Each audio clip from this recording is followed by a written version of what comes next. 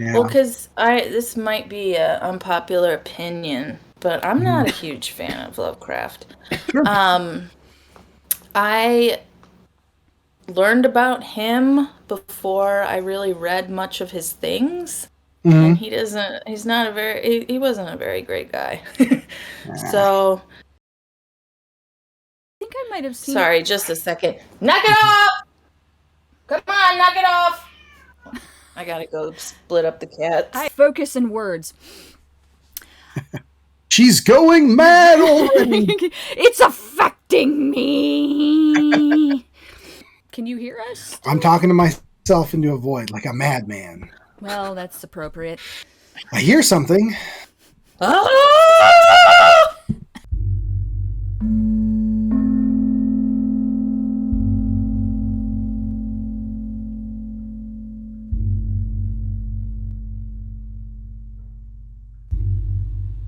Hello, and welcome to Zombie Banana Spiders. I'm Colin, and with me as always, we've got Heather. Hello. And Hillary. Hello. How are you guys doing today? Crazed. Amazing. So, this is our Lovecraftian Halloween Spooktacular. Just a quick in and out. We want to talk about Lovecraftian horror. We want to know why we like it. Go from there. What is it? So, happy Halloween to all you viewers at home. And also, this is our year anniversary, pretty much. We've been doing this thing for one whole year, Zombie Banana Spiders. How are you all feeling? Fantastic. Yeah. Feeling good. Can't believe it's been a year. Can't believe. Outstanding. I know, right? It's crazy. But here's to the next one. We're going to have some fun. It's going to be great, you guys. So, real quick, do you guys have any Halloween plans or any Halloween traditions that you'd like to share real quick? I've been watching a lot of horror movies. That's not anything new, but I have been. It's a year-round thing, huh? Mm-hmm. Yeah, I hear Ooh, you. and I found some really good ones too. Well, I rewatched this one. The Netflix has the Blacksmith and the Devil. Everyone go watch that. It's so fun. Mm-hmm. Hulu has this one called Spell. I'm a little late to this game. A lot of other people have seen this already, but there are no white people in it. It's an all black cast, and it's about a guy who crashes his plane into the Appalachian Mountains and gets kidnapped by some root folk people who so it's a lot of fun. Very Awesome. intense, very fun. That sounds wonderful. How about for you, Heather? We don't have any particular Halloween traditions. Sad to say we don't really we have kids in the neighborhood, but where our house is, we're the only house on our block, so nobody ever comes down here for like trick-or-treating. And unfortunately, we're also close to student housing, so I feel like we can't put pumpkins out. They would be in too much danger. But we are continuing the tradition of buying a ton of Halloween candy and then eating it ourselves. Excellent. Keep the Halloween candy market alive and well. I love it. Mom said they ran out of candy like 3 days ago already. Oh no. I've got to get some. I'm late to the game with how busy a month it's been, but I've got to grab some just to hand out. We don't normally get a lot of kids, but I love handing candy out. Like, I feel that's important, to make a good trick or treat for everybody. I have so many fond memories of that as a kid, and I'd like to contribute going forward. But other than that, the big news for me is this week I'm planning the Kung Fu Kids Party at Kung Fu. So I get to show them a movie of my choice, and I always aim to do something that's like different. Like, every kid's already seen like Hotel Transylvania and like the Shrek Halloween special and Charlie Brown. Like, this is my opportunity to get them something different. I've done Ernest Scared Stupid one year. We watched last time the original Blob, Tarantula from the 50s. So you're making sure that they are scarred. Like, the parents are are showing them the softened Halloween stuff that Yeah. they've developed, and you're showing the stuff that we watched when we were little and Yeah, scarred. exactly. Exactly. Like I don't want anybody to go away like that they will never be okay again, but I'm not doing that. You know? So I think this year I was debating between like Scooby Doo and the Reluctant Werewolf or a Serbian film. So one of those two films. I'm going to scream for these 4-year-olds. I don't know which one, guys. We'll see. We'll see. But anyway, it is going to be a great Halloween, and I am pumped for it. So, Lovecraftian horror. I guess the first thing we should do is identify what the hell we're talking about. I feel like what people call Lovecraftian horror or cosmic horror, whatever, has in the last, say, 20 years, maybe even 15, become really prevalent. Like, it's kind of a household name if you're a horror fan. But before then, it was you kind of got a trickle effect. Like, it kind of trickled in. It was a long slog for Lovecraft's fiction to become like recognized and him to become kind of a household name. The definition I have, and you guys feel free to add to this, Lovecraftian horror. It's a genre of horror that deals with cosmic level existential threats and crises. It's what is been termed cosmicism, that the horror comes from characters and thus the reader of them learning that the universe that they live in is not the place they thought it was in a bad way. Often leads to madness and death if you're maybe lucky, but even things worse than death and terrible things. The best example from Lovecraft's fiction that I can illustrate with is The Call of Cthulhu from 1926, where the protagonist learns that this great being, Cthulhu, the great priest of the old ones, is asleep under the oceans. And when he wakes up, he's going to essentially destroy mankind, not from malevolence or evil, but just because we are so beneath his notice that it's like if you wake up and you find an ant crawling on your bed and you just smash it and move on with your day and don't think about it twice. We're the ant. Humanity is. And there's nothing we can do to avoid this fate or anything like that. It's just like there is no God in heaven. There is no afterlife. There is only that. And we have to, that drives people insane. So it's kind of a good example of that. Do you guys have any other things you'd like to add in to that kind of definition, I guess? That definition works for me. That's kind of when I think of Lovecraftian horror, it's always that like mind melting, so far beyond like human ability to understand. That's sort of the specialty of Lovecraft that I always got. Because like ghosts you can understand, vampires, werewolves, but like Cthulhu is just something else entirely. So yeah, I think that definition works pretty well. What do you think, Hill? I think that when I am, and again, I am not as familiar with Lovecraft as you guys are. I'm not as into him as you guys are. But whenever there are tentacles in anything, I usually am like, this is probably Lovecraftian. Mm-hmm. I think that's pretty fair. And I think when we talk about works that are inspired by Lovecraft, we'll definitely get into that because there's so many works that are Lovecraftian in nature, where it's like slimy tentacles coming out from under a door or whatever, and that kind of fits maybe not the overarching cosmicism theme, but definitely hits the vibe he gives of like slimy tentacles and unknowable stuff and whatnot.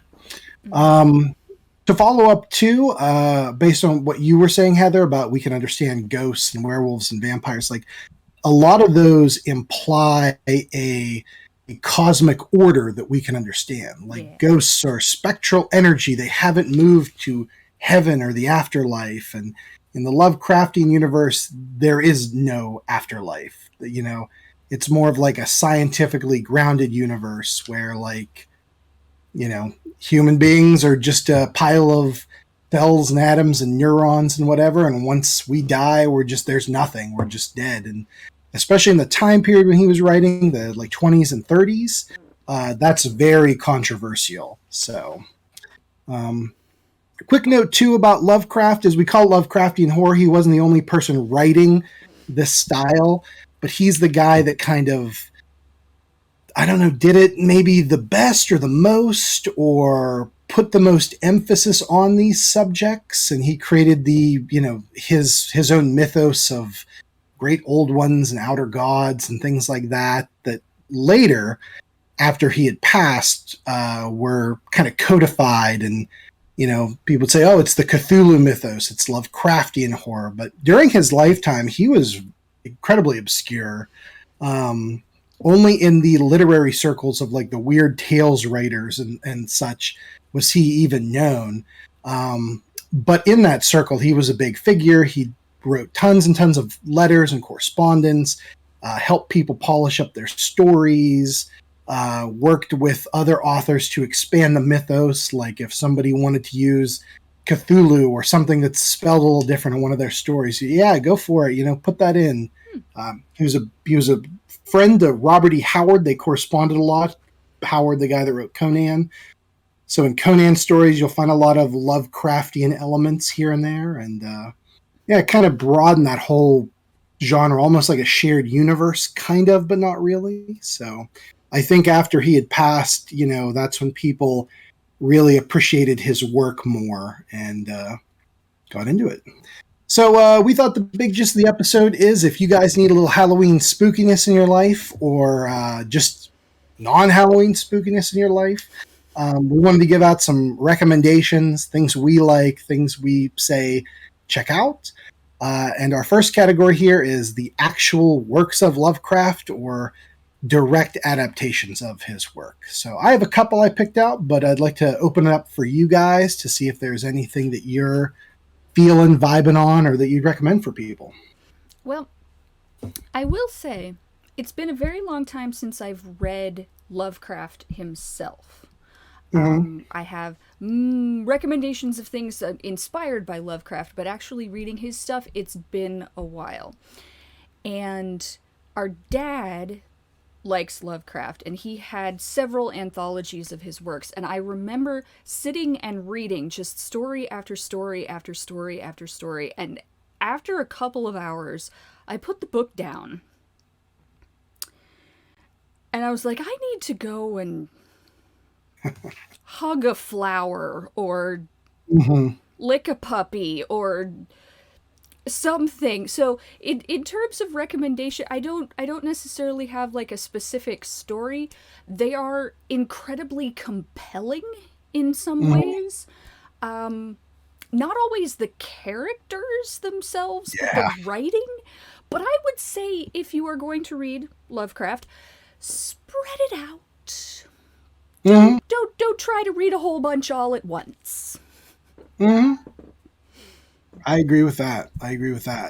I will say, too, that I know this is a huge turnoff for a lot of people, but Lovecraft wrote in a style that was antiquated even at his time period. So he was trying to emulate Poe or Lord Dunsany or someone like that. So he kind of write in that archaic purple prose style, which personally I love, but it is a big turnoff for a lot of people. So I say try it out, see what you like, and make your own decisions. My top choices for Lovecraft stories would be, of course, my favorite, The Shadow over Innsmouth from 1931. I would say this is probably the most approachable for a modern reader in terms of the language, the story structure. It's got some action in it, which most of these don't have, and it's a mythos story. He wrote things that are also take place in like the Dreamlands, some other things that are just like more classic spook tales, I guess. But this is a mythos story. Great action, great plot. I say if you're going to read one, Shadow over Innsmouth is my pick. Other than that, we've got The Call of Cthulhu from 1926, which we've talked about before. The Color Out of Space from 27. Probably the longest one he wrote, At the Mountains of Madness from 1931. And another personal mini favorite of mine, The Shadow Out of Time from 1935. All of those are Cthulhu mythos stories. All of them are horror to some extent, although some are a little more sci-fi. But those are my top picks for literature. And the Nicolas Cage just did a movie called The Color of Outer Space or whatever. Yep. And it was actually, I'm not into tentacle horror or body horror really at all, but that one was, Nicolas Cage has been making some decent movies lately, and I know people are giving him a hard time because he's working with like lesser known people who and he's just churning out movies, but he's figured something out because Mandy was good. Hell yes. The Color of Outer Space, people really liked Willy's Wonderland or whatever it was called. And Pig, I just saw a review of Pig. That one looked kind of like Mandy, honestly, but like if Mandy met John Wick. That is a combination that sounds perfectly for Nicolas Cage. Like, that's amazing. He's America's treasure. He's America's national treasure. He has figured it out. And so Color of Outer Space, I really did enjoy quite a bit. And then as in terms of, for me, I'm not super into tentacle horrors or things like that. So like with the Cool Air, that was a short story. I don't know how long it was, but I think I read it in like high school or something, and I haven't read it since. And it stuck with me. So, I mean, he is affecting, at least. And I did enjoy it. That one is more about cheating death more than anything that I can remember anyway. And I will hopefully be getting that movie that's supposed to be really good from 1999 so I can talk about that next time. Ooh. One thing I love about Cool Air 2 is Lovecraft is famously known for being like a curmudgeon about everything. Like new technologies or the devil, they lead to madness. Well, that's a story about how air conditioning can be terrifying. And it's like amazing Lovecraft, you know? People give Stephen King shit about we're gonna write spooky about lamp. a spooky lamp, haunted sock drawer, Stephen. Lovecraft was writing about the horror of air conditioning. Yep, I love it. To round it out, if you want to watch a Lovecraft film, Color Out of Space, like Hillary mentioned, is good. I like that. Also, I have here the Call of Cthulhu silent movie from 2005. The H.P. Lovecraft Historical Society made an adaptation, and they made it in the style of if it was made in 1926. So it's a silent movie. I don't think there's any CG in it. It's just kind of like practical effects. So don't exactly hit the mark for the 26, but it's damn close. So I recommend it. I've also got here The Haunted Palace from 1963 with Vincent Price. That's based on the case of Charles Dexter Ward. Not the best adaptation, but got to get Vincent Price in there somewhere. Yes. Yep. And finally, I have Reanimator from 1985, a ridiculously fun, gory, crazy movie that's kind of based on love. It is, but you're right. Check it out. It's great. I have a quick question. Yes. I wonder if this is like in you, because you were saying, Colin, that Lovecraft was really obscure during his lifetime, and it's only been kind of within the past generation that he has just his stuff has just exploded. Yeah. But is it that with that like new popularity that people have latched onto certain things that he has become so associated with like tentacles and stuff, or was that more with his writing? Because I know that like with the stories with certainly with Cthulhu, I mean he's known for blah, blah, blah, blah, but a lot of the other stories that I remember was a lot like the horror was beyond human understanding, and that's where the madness came from, was that you were driven mad by, you know, your sense of reality being so utterly shattered, and it was either like, you know, a punishment or a relief. You know, you retreated into madness because you just couldn't deal with these unknowable cosmic horrors. But was there a lot of like, because I also heard that he was afraid of basically everything, and so his take on the ocean in particular was very different from other authors who wrote of it being this kind of like sterile, almost gothic type entity, whereas with Lovecraft it was like rotting and fetid and full of fish. Yeah. So is there a lot of tentacles in his stories? Not particularly. I definitely think that it's more that artists and authors and whomever have recently picked up on that motif, and that has become Lovecraftian. But in his actual fiction, like, it's more that the tentacles weren't used as like, you know, grabbing terrible implements, but it's more like in the 20s, like, not many people have seen an octopus. Like, if you grow up inland in the US, you're probably not used to that. So this like bizarre, weird alien thing that you can only find in the deep, and it's strange and it's bizarre, and it's that, and you're like, ew, tentacles, they're all writhing around and you know, moving like that. And so he doesn't really use them. There's not really tentacles grabbing people up or anything, but they keep popping up in places. The Shoggoth at the Mountains of Madness, it's like this amorphous glob of protoplasm that can make all sorts of like pseudopods and tentacles as it needs to do whatever.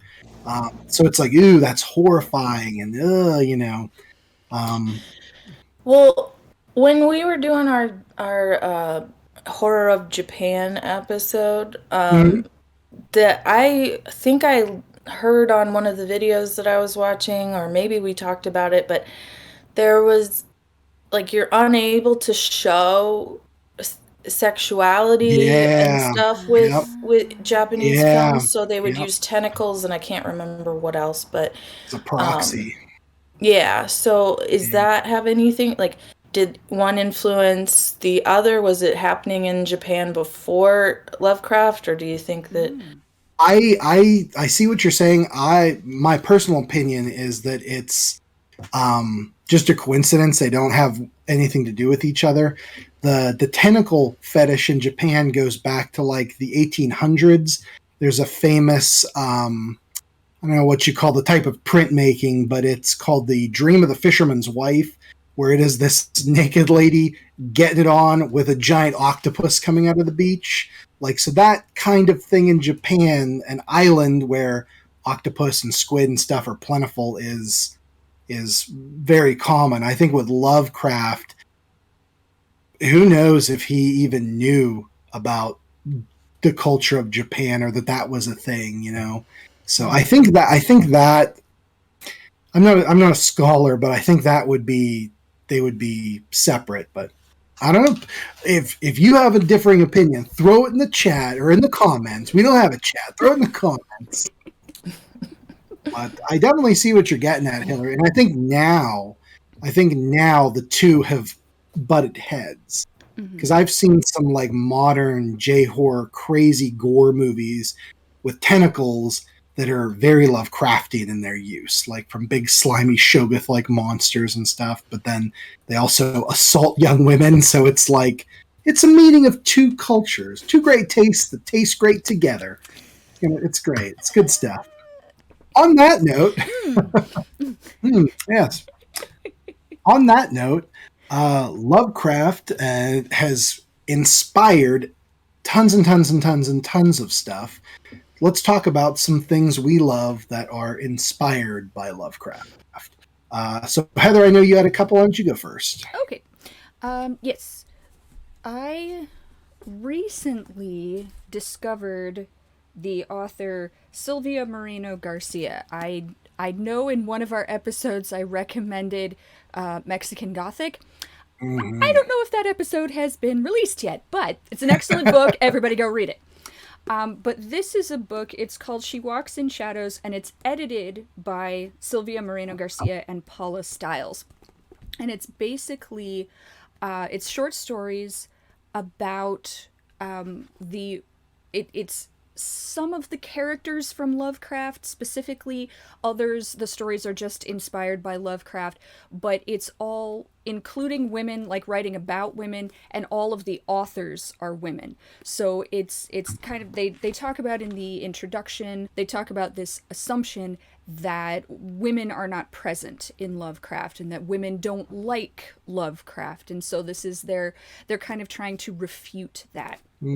So I like it. a lot of the stories are really cool. The ones that I like the best, I think, do in some way or another incorporate specific things from Lovecraft. There's one where Lavinia Whately, I never know how to pronounce the last name, but she is the main character, and that story is written from her perspective. Another of the stories it's actually a story about Lovecraft's mother, and how, like, his relationship with her, and fictionizing some of the things that ended up happening to her. So really interesting. I enjoy the stories a lot. For some of them, I question how much it's Lovecraftian, in the sense that a lot of the stories seem a lot more intimate horror than, and like not in the sense of, people being intimate with each other, but Lovecraft, like the cosmic horror, it's the whole idea. It's like it's out there. It's beyond what we can know. Yeah. In this, a lot of the stories don't seem to tap into that. So I would be very interested if other people read and wanted to discuss. But I love the idea. I love the fact that it's all women authors. I love the fact that the women are the protagonists, and that they are approaching this topic and the Lovecraftian ethos as a whole. I dig it. How about you, Hillary? I think I've recommended this from before in another episode, but I'm going to talk about it again because it's a really good story. And honestly, explaining what Lovecraftian horror is actually makes it fit better into Lovecraft than I had initially thought, because it has a tentacle monster. Spoiler alert, it has a tentacle monster in the end. But it's called Meddling Kids. It's if Scooby-Doo and the gang encounter Lovecraft, and it's really interesting, and I like it a lot. So what happens is the story is about these kids who used to get together over the summer and would solve mysteries in this little town that they would get together in, and it was always a person behind it. And then their last little adventure together, when they were, I think it was like their senior year in high school, it turns out it was not it was a person that had done it, but there were real monsters that they encountered, and it messed them all up. Like Fred, spoiler alert, Fred ends up committing suicide. Oh no. Shaggy is institutionalized. The Velma Daphne character went to college for biology, but she ends up bartending. And then the other character ended up going into the military, but she got kicked out because she was too aggressive. Yeah. So this other character that was in the military decides that they need to all get back together and go confront whatever that was that had messed them up so bad because they didn't know exactly what happened. There was a guy that took the fall for all the stuff that was happening but they don't think that it was actually his fault, and they know that like real stuff was going on, but they didn't know exactly what. So it kind of was that earth-shattering, like, oh, it's always been people. It's always been a guy in a mask, and then this one time it wasn't, and it just pretty much destroyed them, kind of like in It, which you could maybe argue that is. I wanted to bring that up real quick as the more I've looked into Lovecraftian horror, the more I felt that It was Stephen King's like, hey, this is my thing. So Definitely. Absolutely fits. But go on, Hillary. Yeah, so it was like having to confront something from their past to be able to move on to their future. So that's what the story is about, and I think that it was told very well. It really goes into the psychology of like how that would affect a real person, and so I enjoy it, and everyone should read it. Excellent.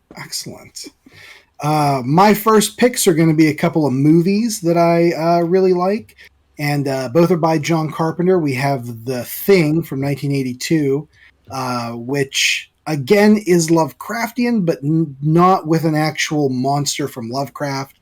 A group of researchers on an Antarctic base have to confront a being of that is just beyond their comprehension, more or less. That they can become anyone and anything. It's got slimy tentacles, but it's got that in the mouth of madness Antarctic setting. It's got the doom, it's got the gloom, it's got the existentialness to it. So I dig that. Some great visual effects. Absolutely stunning. And my second one is another John Carpenter movie from '94, In the Mouth of Madness. This is about as close as you can get to Lovecraft, kind of without going over. Sam Neill is an investigative reporter. He's on the search for a missing author, and then reality isn't what it used to be. And it's great. Highly recommend it. Let's check it out. Over to you, Heather. Hit us with some of that sweet, sweet Steve King. I can't help myself. But I actually was not. It's all good, man. It's all good. I was not going to bring up It, because I figured you guys would mention. I was going to mention this other novel of his, which I have a sneaking suspicion that I have also recommended in the past. But this is Revival. It came out, it's one of his relatively recent ones. It was, 2014. Time just keeps slipping. Slipping into the future. Anyway. But this one, for me, it is very much cosmic horror monster, whereas this one is more that fascination with death and what happens after death and the unknowableness of what happens next. Because the whole thing with this story is that you have the protagonist and then you have this other person who keeps showing up throughout the protagonist's life, and this person is desperate to find out what happens after we die, and he is messing with forces beyond mortal ken. I don't think they go so far as to mention the actual Necronomicon, but he talks about this book of ancient evil, but also ancient power. So it's a really good book. It's I'm not going to say it's classic Stephen King, but it's very good Stephen King. So that would be my second recommendation. And my last recommendation is the video game Darkest Dungeon and Darkest Dungeon 2. Early access for Darkest Dungeon 2. It was opened on Monday. So I have been not playing as much as I want to because I am a responsible person and I have work to do this week. But yeah, they are both awesome. They are, according to the Red Hook website, they are a challenging gothic roguelike turn-based RPG. The artwork is incredible. Darkest Dungeon 1 is like 2D artwork. Darkest Dungeon 3 is 3D. But it's the same kind of you have this cosmic horror that's running the world. In the first one, you kind of discover the horror, and then in the second one, it seems like you are dealing with the aftermath of the horror. The entire world has gone insane, and now you have to do something about it. And you have a party of 4 people, and you go out and you fight these just beautifully revolting monsters. They vomit on you. It's fantastic. And you will feel existential dread the moment you start playing. Oh my Get your God. ass handed to you. Jeez. So I was playing I played like maybe a couple of hours of Darkest Dungeon 2 last night. Afterwards, like, my husband had to pry my computer out of my hand. Like, this is not something you play to relax. Because you are constantly on the brink of both death and insanity. And but it's so good. It's so good. Excellent. I love it. Hillary. Well, I don't know if we've talked about this or not yet, but Event Horizon is the movie. Again, I am not super into sci-fi, but I feel like Event Horizon is like on this side, like this is sci-fi, and then there's horror over here. So kind of like straddling the line of sci-fi and horror. And it just scared the poop out of me when I was little. It's about a ship that was created to be able to fold distance, right? So they could get snap from one point to another faster than light is whatever. And it disappears, and then 7 years later they pick up signal for it, and so by Neptune, I think. And so they send out a ship to collect it and see what happened, and then they get on there, and it's a ghost ship, but weird things are happening, and there's blood and flesh, like cocoon places. It's just gross and creepy, and nobody knows what's going on, but it's like, and Sam Neill's in this one too, and I love him. I love him, and then so you want to trust him because he's got such a kind face, but then oh no, don't trust Sam Neill. Don't do it. Amazing film. One of my favorites, actually. I'd love to see the missing director's cut that's been, because they chopped like 13 or 14 minutes of pure gore and horror nonsense out of there. And I'd love to see that one day, but I don't know if we ever will. I don't know if I'll ever find that footage.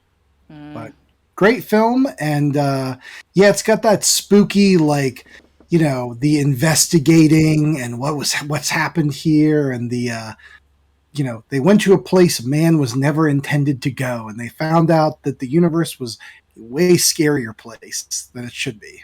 So excellent choice. Yeah, honestly, that part kind of reminded me of Hellraiser, because it's like the people who get possessed by this other worldly darkness or whatever are like, it's better than you would ever imagine.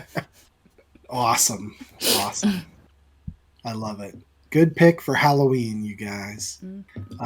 My final one here, and I've recommended before, but if you're looking to do something spooky, the Call of Cthulhu role-playing game by Chaosium. This is the new 40th anniversary Keeper book.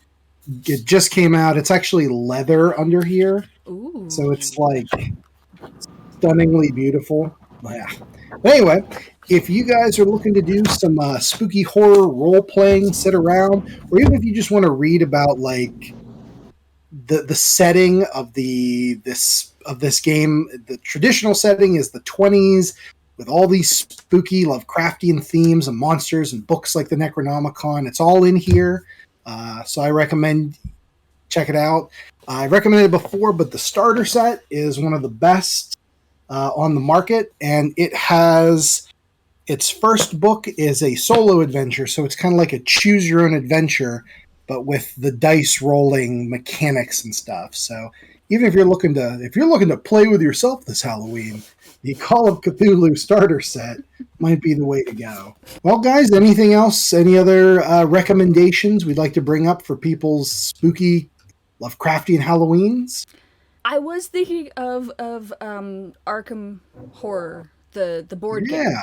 If people are wanting to maybe do something with older kids or with family members, Arkham Horror is a fantastic board game. It's kind of role playing in a box, kind of. Not exactly, but it's a lot more involved than your like average board game, but it is fantastic. It is how my husband proposed to me. Aww. So it is wonderful. And that's softy. I love it. It's the best, and it's got like 5 billion expansions, so you can make it like this huge, enormous. I guess I should like actually explain. So it's a board game set in. It's set the base game is set in Arkham, Massachusetts, which is the sort of the base town for a lot of Lovecraftian stories. I think both by Lovecraft and by other authors who are writing in the mythos. And then the expansions are like, one is in Innsmouth, one is in Dunwich, which is another story of his, the Dunwich Horror. And you are basically playing as investigators trying to understand what's happening and defeat one of the great old ones before they come through into our world and basically destroy everything. So it's a cooperative game, so you're all playing together, and it's just fantastic. Very complicated, so know what you're getting into. Yeah. But very doable. Don't get intimidated. You can play Arkham Horror. Good stuff. All right then, guys. Get out there, read some Lovecraft, read some short stories, play some games, watch some movies. But first and foremost, have a happy Halloween. From all of us here at Zombie Banana Spiders, I'm Colin. You can find me at Colin Richards Art on Instagram and Facebook, and Markers of Monsters on the YouTubes. How about you, Hillary? I am Horalius Art on YouTube and Horalius_art on Instagram. Excellent. And Heather? I mean, good luck finding me. You can email her. You can email me at zombiebananaspiders@gmail.com. Also, if you guys read or watch or play any Cthulhu or Lovecraftian things, let us know in the comments what your favorite one was. Yes. And prepare yourselves. This has been a Halloween little teaser for a longer episode we're going to do later on Lovecraft, diving even deeper into the slimy depths, probably with a guest joining us. So keep an eye out for that. Sounds good to me. Well, gang, from Zombie Banana Spiders, happy 1-year anniversary, happy Halloween, and we'll catch you guys on the next one. Goodbye. Bye. Bye.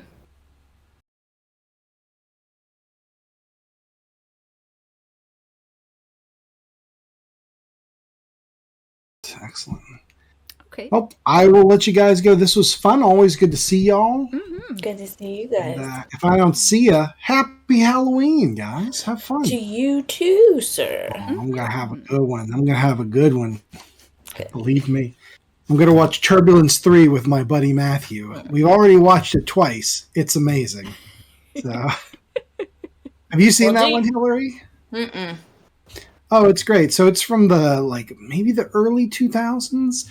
And Slade Craven is this stand-in for Marilyn Manson. He's like this goth rocker and like white face, crow makeup, and a long hair. Super stupid as fuck. And he's doing his final, like, their band's, like, farewell performance aboard an airplane that they've modified to have a stage and an electric chair in it. And then these cultists hijack the plane because they believe he's a false prophet and doesn't believe in the, like, satanic lyrics he's doing. So they're going to crash it into a cemetery in Kansas that the Pope refused to fly over to unleash the devil. And then it's up to Slade to save the day. It's so fucking dumb. It's so bad. It's Where are you incredible. watching it on? What are you watching it on? That sounds incredible. It's on Amazon Prime, but my buddy Matthew, I believe, just bought it on Amazon Prime. I gotcha. Yeah. It's got a great cast. There's an early 2000s hacker who, like, uses his, like, what are those Mac computers that had the colors on them that you could swap out? Oh, yeah. I don't remember He, what of they were course, called. uses that in his big setup to hack into the live feed on the internet to see. And what's her name from Burn Notice? Miami. That chick from Burn Notice is, like, the FBI agent that's trying to get him. And then they see on the feed that there's, like, oh no, something's going on the plane or whatever. We have to use our hacking skills to help Slade Craven save the day. 10 out of 10, no notes. Like, Sounds great. incredible. It's great. It's great. And Rutger Hauer plays the pilot, so there you go. Well, there you He's go. great. Yeah, Rutger. Your I don't even boy. need to see it. I don't even need to see it. It's wonderful. Yeah, it's great. He can do no Good wrong. times. Yep. Do you remember that movie? Do you remember that movie he was in where it was like he was in a prison and Wedlock. I think it was called Wedlock or something. Like you're in a prison. There's no like bars or walls or anything. You just have a collar on that's linked to another person, but you don't know who that person is. And if either of you cross like a line, your heads like the collar will explode and blow your heads off. It's awesome. Yeah. He was in that. Oh my God, he can do no wrong. Rutger. I've been wanting to revisit the movie. Is it Split Second? Have you guys seen that? It sounds familiar. I don't think so. I have it on VHS. It's great. So it's in like the future, and London has been flooded, so it's under like 2 feet of water, like everywhere you go. And Rutger Hauer plays a hardened cop, and they're like, he lives. It's like he is sustained only by like black coffee, cigarettes, chocolate bars, and spite, as he's hunting the killer of his like ex-partner who was killed by maybe a cyborg alien monster that lives in the sewers. And it's up to him and some square-ass cop to like trudge through scummy kind of cyberpunk London to hunt down this alien. Incredible. It's at 10 out of 10. No notes, just perfect. He chooses the best projects. The best. Yep. Let me see. Is that right here? No, it's buried in there. Split Second. Check it out. I'm going to watch that Wedlock movie. That sounds great. It's good. It's good. Excellent. All right, guys. I could talk about Rutger all day, but I got to go. All right. Stuff to do. Thank you. Toodaloos. Bye, See you guys later. Bye. Bye. Have a good week. You You too. too. Bye.